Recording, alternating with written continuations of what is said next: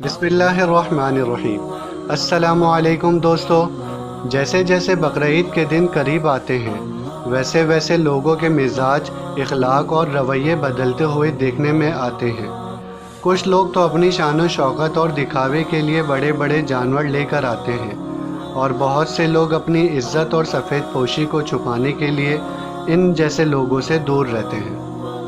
دوستو، عید الاضحیٰ کا مقصد یہ تو نہیں کہ مہنگا سا مہنگا جانور لا کر اپنے مال کی نمائش کی جائے، بلکہ اس کا مقصد تو یہ ہے کہ سفید پوش اور غریبوں کا خاص خیال رکھا جائے اور انہیں اپنی خوشیوں میں شامل کیا جائے۔ قربانی کا اصل مقصد کیا ہے جانتے ہیں اس ویڈیو میں، لیکن آج میں اس ویڈیو کو سبسکرائب اور لائک کرنے کا نہیں کہوں گا، بلکہ آپ سے اتنا کہوں گا کہ اس ویڈیو کو زیادہ سے زیادہ شیئر کریں تاکہ ہر ایک تک یہ پیغام پہنچ جائے۔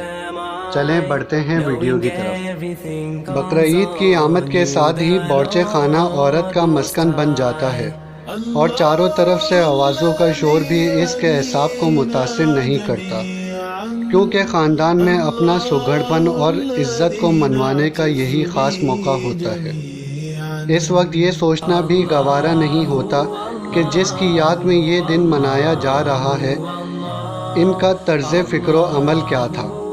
انسانی تاریخ حضرت ابراہیم علیہ السلام کی اطاعت و فرما برداری اور حضرت اسماعیل علیہ السلام کی ثابت قدمی کی مثال پیش کرنے سے عاجز ہے، جو ایک خواب پر اپنے بیٹے کو قربان کرنے کے لیے نکل کھڑے ہوئے، اور بیٹے بھی ایسے جو اپنے والد کے اشارے پر قربان ہونے کے لیے ان الفاظوں کے ساتھ کھڑے ہو گئے کہ ابا جان، جو آپ کو حکم دیا گیا ہے آپ اسے پورا کریں، انشاءاللہ تعالی مجھے آپ ثابت قدم پائیں گے۔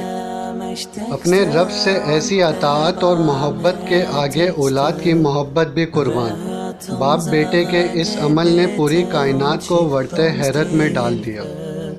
ہم بقرعید کی آمد سے قبل مسالوں کی تیاری، قربانی کے گوشت کو فریزر کرنے میں مصروف اور بعد ازاں دعوت کے لیے گوشت کی کئی اقسام کی ڈشز بنا کر دسترخوان کو سجانے پر اپنی توجہ مرکوز رکھتے ہیں، لیکن ہم اپنے رویوں پر اسی لیے نظر ثانی نہیں کرتے کہ کیا یہی قربانی کا مقصد ہے؟ حضرت ابراہیم علیہ السلام نے اسی لیے اپنے بیٹے کے گلے پر چھری پھیری تھی۔ حضرت اسماعیل علیہ السلام کیا اسی لیے خود چل کر قربانی گاہ گئے تھے؟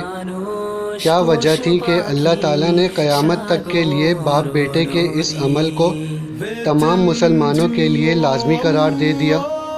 کیا ہمارے پیارے نبی کریم صلی اللہ علیہ وسلم کا طرز و فکر یہی تھا؟ اگر نہیں تو ہمیں اس سال قربانی کرتے ہوئے خصوصی طور پر اپنے رویے اور عمل کا جائزہ لینا ہوگا۔ قربانی کا ایک مقصد غریبوں کے درد کو محسوس کرنا اور انہیں اپنی خوشیوں میں شریک کرنا بھی ہے۔ اللہ کی طرف سے آزمائش آنے پر ثابت قدمی بھی اس کا مقصد ہے۔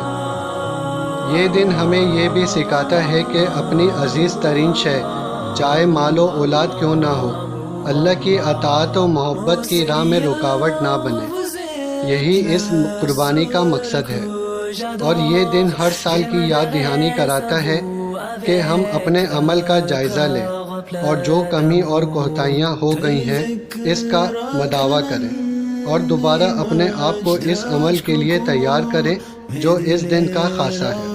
آج کی اس ویڈیو کو زیادہ سے زیادہ شیئر کرنے میں آپ میرا ساتھ دیں گے۔ ملتے ہیں نیکسٹ ویڈیو تک، اپنا خیال رکھیے گا۔ اللہ حافظ۔